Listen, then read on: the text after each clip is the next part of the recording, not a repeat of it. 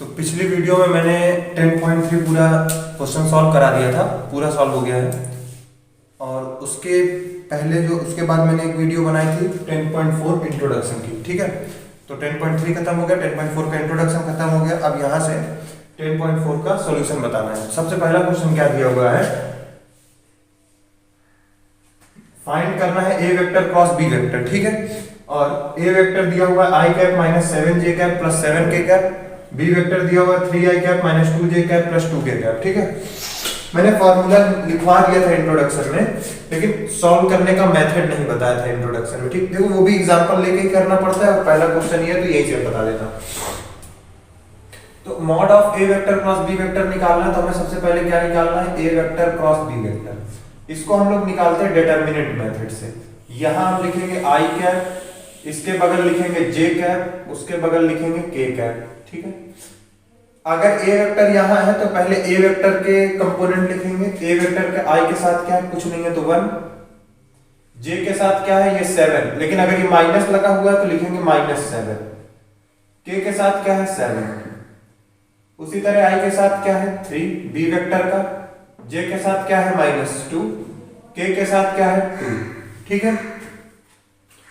आगे देखो, हम फिर पहले क्या करते हैं, यहां लिखेंगे आई कैप ब्रैकेट में 7 का मल्टीप्लाई 2 के साथ, यानी ये -7 इंटू 2, देखो -7 इंटू 2, बीच में लगाते हैं माइनस का साइन, फिर 7 इंटू -2, 7 इंटू -2, ठीक। ये इतना टर्म पूरा आई कैप के लिए हुआ। फिर बीच में लगाएंगे माइनस का साइन, जे कैप, जे कैप के बाद ब्रैकेट बनाया, ब्रैकेट बनाने के बाद जे कैप वाले कॉलम को हम छोड़ देते हैं। जैसे आई कैप लिखना था तो आई कैप वाले के कॉलम को हमने छोड़ दिया, तो उससे जे कैप वाले कॉलम को छोड़ देंगे।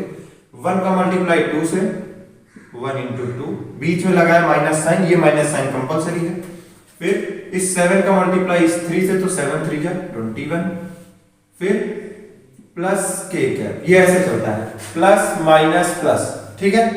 अगर प्लस के कैप, के कैप में लिखना है तो के कैप वाला कॉलम छोड़ देंगे, बचा क्या 2 इंटू माइनस 1 इंटू -2, 1 इंटू -2, बीच में लगाया माइनस का साइन, फिर क्या हुआ -7 इंटू 3, क्या -7 इंटू 3, ये हो गया ब्रैकेट में। देखो देखो इसको सॉल्व करते हैं, क्या होगा, आई कैप 7 2 जा 14 और आगे माइनस लगाया तो -14, बीच में लगाया माइनस, देखो ये माइनस और ये माइनस हो गया प्लस, ये वाला माइनस ये वाला माइनस मल्टीप्लाई हो गया प्लस, 7 2 जा 14 माइनस जे कैप, देखो क्या होगा 2 1 जा 2, ठीक है, और -21 प्लस के कैप। आगे देखो ये हो गया -2, माइनस माइनस मल्टीप्लाई में हो गया प्लस, और 7 3 जा 21। क्या यहां तक बात सही, यहां तक बात सही। आगे देखो -14 प्लस 14 हो गया 0 आई कैप, माइनस क्या होगा माइनस का 21 प्लस का 2 हो गया माइनस का 19, और यहां माइनस लगा तो माइनस माइनस हो गया प्लस 19 जे कैप, फिर माइनस का 2 प्लस का 21 बचेगा क्या 19 के कैप। यहां तक बात समझ में आ गई होगी। ये मैंने निकाल लिया ए वेक्टर क्रॉस बी वेक्टर, एकदम आराम से बताया है, एक एक स्टेप, काफी समय ले लिया है। अब इसका अगर हमें मॉड निकालना है, यानी परिमाण निकालना है, तो मॉड लगाए, क्या होगा आई के साथ वाले का स्क्वायर, जे के साथ वाले का स्क्वायर, के साथ वाले का स्क्वायर अंडर रूट में। तो आई के साथ क्या है, साथ वाले का जब मैं बोलता हूं मतलब कोफिशिएंट की बात कर रहा होता हूं, ठीक है। आई के साथ क्या है 0, 0 का स्क्वायर, जे के साथ क्या है 19 यानी 19 का स्क्वायर, के साथ क्या है 19 यानी 19 का स्क्वायर। देखो क्या होगा, 0 का स्क्वायर हो गया 0 प्लस 19 का स्क्वायर प्लस 19 का स्क्वायर, 19 का स्क्वायर 19 का स्क्वायर, ठीक है। 19 और ये दोनों जोड़ेंगे तो 2 इंटू 19 का स्क्वायर, तो अंडर रूट में 2 इंटू 19 का स्क्वायर, 19 का स्क्वायर है 19 बाहर आ जाएगा तो क्या बचेगा 19 रूट 2, ठीक है। अब जैसे किसी को कुछ आ रहा होता है तो स्पीड बढ़ा लिया करो। मैं इस हिसाब से बताता हूं कि अगर किसी को कुछ भी ना आता हो तो भी वो कम से कम करना तो सीख जाए, ठीक है। आगे देखो दूसरा क्वेश्चन क्या कह रहा है, find the unit vector perpendicular to each of the vector a plus B vector and a minus B vector. हमें एक यूनिट वेक्टर बताना है जो ए वेक्टर प्लस बी वेक्टर के और ए वेक्टर माइनस बी वेक्टर के परपेंडिकुलर है। ठीक है, तो अगला क्वेश्चन मैं इधर लिख देता हूं। देखो गिवन क्या क्या है वो सारे डेटा, इसको समझो। दूसरा क्वेश्चन है ए वेक्टर दिया हुआ है, कुछ बी वेक्टर दिया हुआ है, इनकी वैल्यूज में लिख देता हूं 3i cap plus 2j cap plus 2k cap, 3i cap plus 2j cap plus 2k cap. ठीक है, उसके बाद i cap plus 2j cap minus 2k cap. ठीक है, i cap plus 2j cap minus 2k cap minus 2k cap. देखो कह रहा है ए वेक्टर प्लस बी वेक्टर और ए वेक्टर माइनस बी वेक्टर के परपेंडिकुलर एक वेक्टर निकालना है। ठीक है, मैंने बताया था कि इंट्रोडक्शन में ये बात बताई थी कि मान के चलो कोई तुम्हारे पास एक है वेक्टर, मैं कह दे रहा हूं यहाँ ए भी दिया, मैं कह दे रहा हूं कोई है वेक्टर सी वेक्टर और एक वेक्टर दिया हुआ है डी वेक्टर। ठीक, तो मैंने बताया था कि जो c vector cross D vector निकलेगा ये क्या होता है, mod of a mod of b sine theta n cap. ये बताया था, ये बात बताई थी। अब समझो ये एन कैप जो है डायरेक्शन बता रहा था। ठीक है, और किसके perpendicular to c vector and d vector. ठीक, उसी तरह perpendicular to c vector and d vector बता रहा था, यानी सी वेक्टर क्रॉस डी वेक्टर जो निकलेगा ये क्या होगा, परपेंडिकुलर होगा इस सी वेक्टर और डी वेक्टर पे। ये बात समझ में आई? अगर ये बात समझ में आई तो अगर मुझे ए वेक्टर प्लस बी वेक्टर और ए वेक्टर माइनस बी वेक्टर के परपेंडिकुलर कोई वेक्टर निकालना है तो क्या करूंगा, इसका क्रॉस प्रोडक्ट कर दूंगा। क्या ये बात समझ में आई? मेरे ख्याल से ये बात समझ में आ गई होगी। अब देखो परपेंडिकुलर है तो परपेंडिकुलर इधर है या इधर है, ये बात कैसे मेजर करते थे? अगर हम मेजर कर रहे हैं डी टू सी, ठीक है, डी टू सी, तो क्या होता था, ऐसे हम पाम रखते थे और ऐसे एंगल ऐसे ही मोड़ते थे, उसी तरह पाम उंगली कर्ल करेंगे। जैसे एंगल है जिधर से जिधर जाना है, डी से सी गए तो ऐसे मुड़े, अंगूठा दिखा रहा होगा इस परपेंडिकुलर डायरेक्शन, यानी सी वेक्टर क्रॉस डी वेक्टर की डायरेक्शन इधर। तो उसी तरह ये जो ए vector plus B vector cross ए वेक्टर माइनस बी वेक्टर है, इसकी भी कुछ डायरेक्शन होगी, या तो उसके परपेंडिकुलर में कहो इधर हो या तो कहो इधर हो, यानी कुछ प्लस में भी हो सकती है और कुछ माइनस में भी हो सकती है जब डायरेक्शन निकालेंगे। ठीक है, और डायरेक्शन हमें ये तो पता नहीं हम किधर से किधर जा रहे हैं, तो डायरेक्शन हम जब लिखना तो हम क्या करेंगे, इसको प्लस माइनस लिखेंगे। अब वो बात पूरी नहीं समझ में आई होगी मुझे पता है, तो पहले एक एक स्टेप करते हैं। पहले क्या निकालना है, पर यहां से एक बात समझ गए होगे कि कभी भी कहेगा कि परपेंडिकुलर वेक्टर निकालो किन्हीं दो वेक्टर के, तो क्या करना है, क्रॉस प्रोडक्ट। तो यहां भी एक वेक्टर बनेगा ए vector plus B, C vector को जोड़ के एक वेक्टर निकलेगा, ए वेक्टर माइनस बी वेक्टर को माइनस करके एक वेक्टर निकलेगा, और इनका क्रॉस प्रोडक्ट निकालेंगे तो ये परपेंडिकुलर वेक्टर हो जाएगा इन दोनों के। देखो क्या है, ए वेक्टर हुआ, a vector plus B vector लिखना है, ए वेक्टर प्लस बी वेक्टर। देखो क्या होगा, 3i cap plus 2j cap plus 2k cap plus B vector क्या होगा, i cap plus 2j cap minus 2k cap. ये बात मेरे ख्याल से समझ में आ गई होगी। ए वेक्टर और बी वेक्टर को जोड़ना है तो क्या होगा, i वाले के साथ i वाला जुड़ेगा, j वाले के साथ j वाला, k वाले के साथ k वाला। देखो 3i और i क्या हो गया, 4i कैप, 2j कैप और 2j कैप क्या हो गया, 4j कैप, प्लस का 2k कैप माइनस का 2k कैप हो गया 0k कैप। ये बात समझ में आ गई होगी।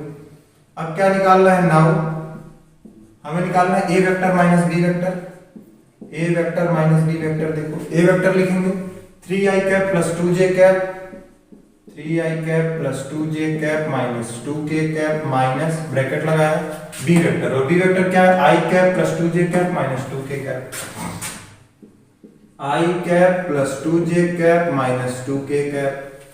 ठीक है, देखो क्या होगा, 3i cap plus 2j cap minus 2k cap, minus का अंदर मल्टीप्लाई करेंगे हो जाएगा minus i cap minus 2j cap plus 2k cap.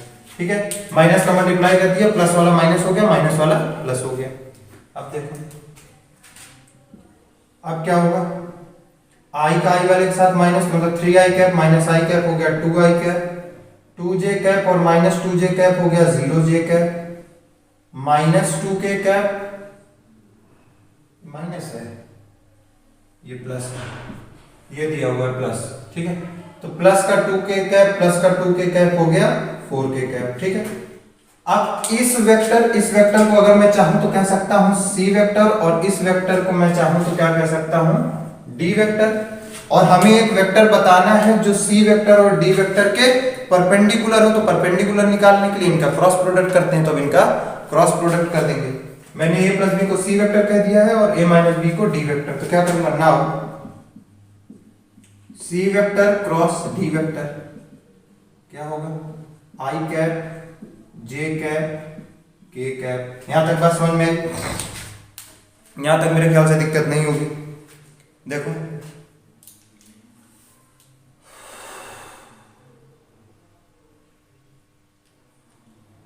अब आगे देखो क्या होगा, बोलते बोलते एकदम गला फूल सांस फूलने लगता है। आई से क्या होगा, आई के साथ वाला 4, जे के साथ वाला, यहाँ के साथ वाला 0, a माइनस बी में ये हो गया 2, जे वाले के साथ 0, के वाले का 4। क्या यहाँ तक बात समझ में आई? इतनी बात मेरे ख्याल से किसी को दिक्कत नहीं आई होगी, ठीक है। अब इसका क्या करना है क्रॉस प्रोडक्ट, तो मैंने कहा आई वाले को लेना है, तो आई का कॉलम छोड़ देंगे 4 क्रॉस 4 माइनस 0 क्रॉस 0, ठीक है, लिखते जाए, नहीं तो फिर वीडियो लंबी हो जाएगी और दिक्कत। आई कैप लिया 4 क्रॉस 4 हो गया 16 माइनस 0 क्रॉस 0 हो गया 0 माइनस, मैंने कहा था बीच में माइनस लगाना है, जे कैप, जे वाला कॉलम छोड़ देंगे 4 क्रॉस 4 हो गया 16 माइनस 2 क्रॉस 0 हो गया 0, ठीक है, प्लस के कैप, के वाला कॉलम छोड़ देंगे 4 क्रॉस 0 हो गया 0 माइनस 8, ठीक है। क्या बना 16 i cap minus 16 j cap minus 8 k cap minus 8 k cap. ये हमारे पास निकला क्या सी वेक्टर क्रॉस डी वेक्टर, ठीक है, सी वेक्टर क्रॉस डी वेक्टर। और सी वेक्टर क्या है a प्लस बी वेक्टर, और डी वेक्टर क्या है a माइनस बी वेक्टर, जो मैंने मान लिया। अब अगर हमारे पास कोई एक वेक्टर है उसका यूनिट वेक्टर निकालना कितनी बड़ी बात है, कुछ नहीं, देखो नाउ यूनिट वेक्टर ऑफ, ये लिख दे रहा हूं, now unit vector of c vector cross D vector, ठीक है, यानी सी वेक्टर क्रॉस डी वेक्टर का एकांक सदिश हम निकाल रहे हैं। तो क्या होगा सी वेक्टर क्रॉस डी वेक्टर का जो वेक्टर है इसे हम लिखेंगे, क्या होगा देखो 16 i cap minus 16 j cap minus 8 k cap, ये लिख दिया, upon mod of c vector cross D vector. तो इसका मैग्नीट्यूड निकालना है, तो मैग्नीट्यूड क्या होगा देखो अंडर रूट में 16 का स्क्वायर प्लस ब्रैकेट में लिखा माइनस 16 का स्क्वायर प्लस ब्रैकेट में लिखा माइनस 8 का स्क्वायर। कोई दिक्कत? आगे देखो, क्या ऊपर में से 8 कॉमन आ सकता है, 8 कॉमन लिया, क्या हो जाएगा 2i cap minus 2j cap minus k cap divided by, क्या नीचे में से 8 स्क्वायर कॉमन आ सकता है, देखो क्या मैंने कॉमन लिया यहां से 8 स्क्वायर, 8 स्क्वायर कॉमन लूंगा तो ब्रैकेट के अंदर क्या बचेगा, क्योंकि मैंने 16 को लिख दिया 8 इंटू 2, तो 8 का स्क्वायर इंटू 16 का स्क्वायर। बात समझो नहीं समझ में आ रही तो यहां देखो 16 का स्क्वायर है तो इसको मैं क्या लिख सकता हूं 8 इंटू 2 का स्क्वायर, और इसी को मैं क्या लिख सकता हूं 8 का स्क्वायर इंटू 2 का स्क्वायर। तो इसी तरह यहां पे एक 8 स्क्वायर निकला, यहां पे एक 8 स्क्वायर निकला, और यहां का 8 स्क्वायर अपने आप में ही तो निकला है, तो क्या बचा 2 स्क्वायर, ठीक है, प्लस 2 स्क्वायर प्लस 1, क्योंकि 1 का स्क्वायर 1 ही होगा। 8 स्क्वायर है तो 8 बाहर आ जाएगा, 8 2i cap minus 2j cap minus k cap upon 8 का स्क्वायर है 8 आ गया बाहर, अंडर रूट में 2 का स्क्वायर 4, 2 का स्क्वायर 4, यानी 4 4 8 और 9, 8 से 8 कटा।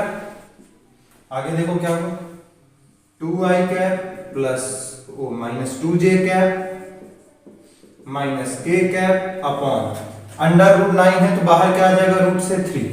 तो ये हो गया हमारा क्या unit vector of c vector cross A vector का ये हमारे पास क्या है, एक यूनिट वेक्टर है। कोई दिक्कत? अब देखो ऐसे भी आंसर लिख सकते हो और कभी कभार आंसर कैसे होगा वो भी मैं लिख दे रहा हूँ। कभी कभार आंसर लिखा मिल सकता है, उसमें कंफ्यूज नहीं होना है कि 2/3 i cap minus 2/3 j cap minus 1/3 k cap. मतलब क्या होगा, जो डिनोमिनेटर है उसको सेपरेट सबके साथ लिख देंगे। तो यूनिट वेक्टर का तो ये फॉर्मूला है, तब से लगातार करते चले आ रहे। तो पहले 2 क्वेश्चन ये हैं, इनको नोट करो, उसके बाद मैं आगे बताता हूँ। मैं सामने से हट जा रहा हूँ, चाहे स्क्रीनशॉट ले लो। एक चीज मैं बताना यहाँ पे भूल गया, जो मैं शुरू में बोल रहा था लगातार कि परपेंडिकुलर इधर भी हो सकता है, परपेंडिकुलर इधर भी हो सकता है। तो ये जो यूनिट वेक्टर निकाल रहे हैं ये किधर भी हो सकता है, इस साइड भी हो सकता है और पीछे भी हो सकता है। एंगल दिया नहीं हुआ तो हम उस हिसाब से भी बता नहीं पा रहे। तो क्या होगा यहाँ पे प्लस माइनस, ठीक है। ये प्लस माइनस इस बात को दिखा रहा होगा कि ये किसी भी डायरेक्शन में हो सकता है, आगे या पीछे। ये है और इसके आगे मैं क्या लगा दे रहा हूँ, प्लस माइनस, ठीक है। ये बात ध्यान से एकदम उतर गई थी, अब इसको नोट करो, ठीक है।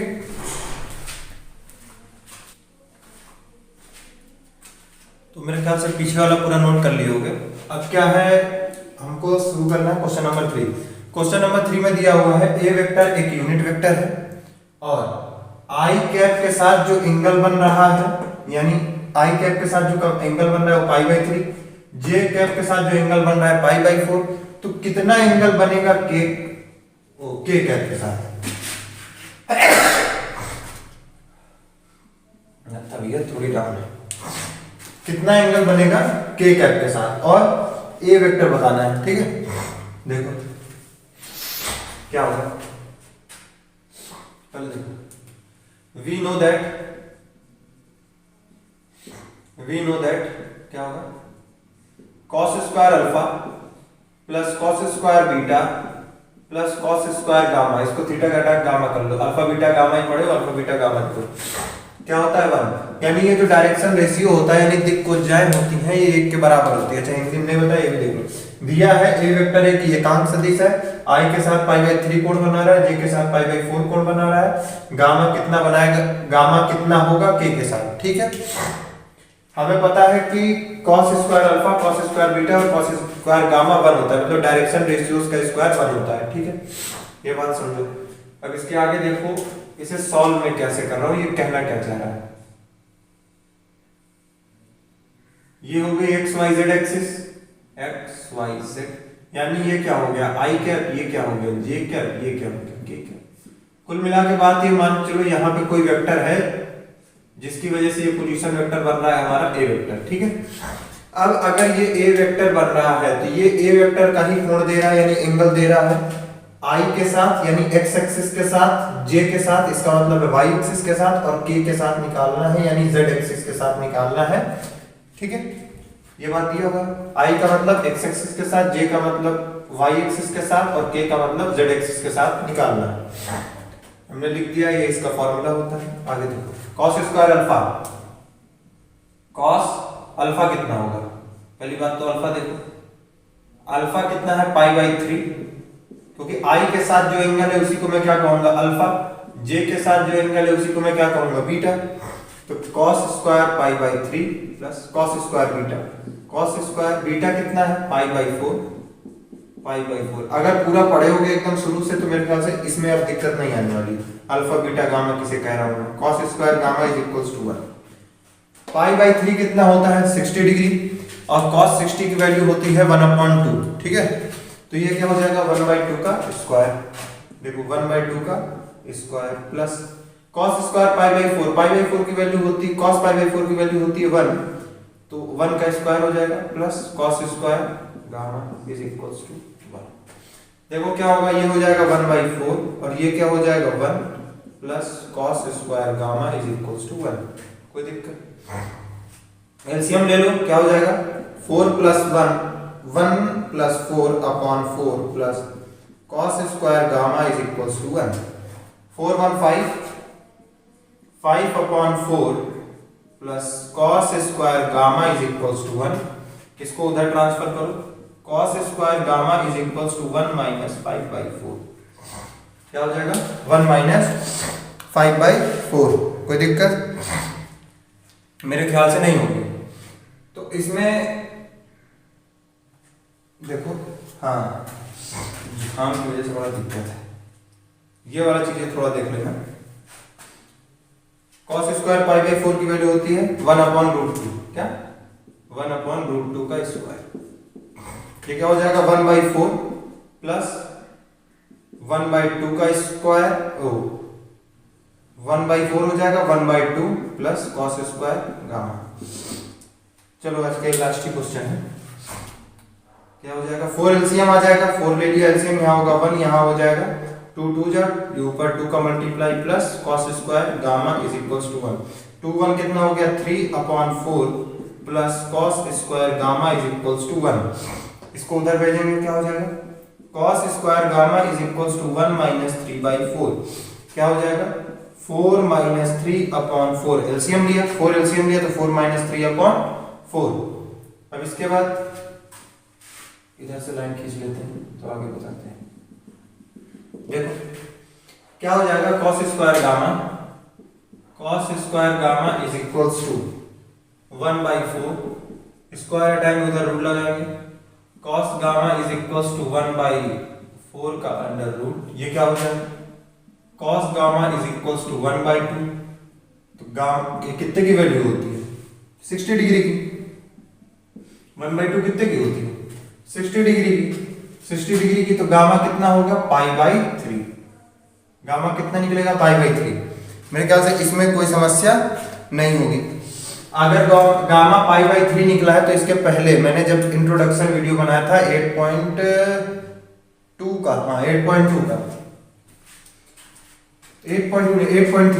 10.3 का इंट्रोडक्शन वीडियो में जो सबसे लास्ट टॉपिक बताया था मैंने कि अगर तुम्हारे पास cos alpha, cos beta, cos gamma और मॉड ऑफ ए दिया हो तो कोई भी वेक्टर कैसे लिखते हैं।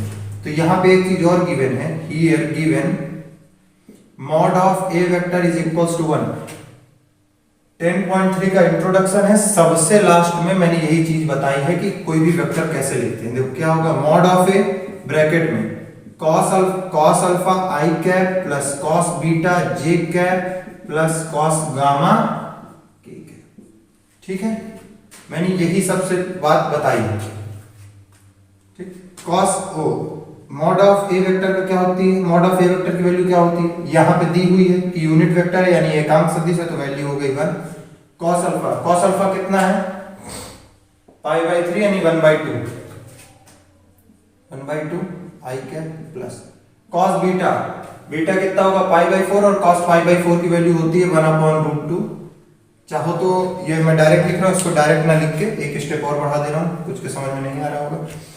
ए वेक्टर को मैंने कर दिया 1 और ये क्या हो गया cos π/3 i cap plus cos π/4 j cap plus cos π/3 k cap. Gamma निकाले π/3, अल्फा ये दिया है, बीटा ये दिया है, ठीक है।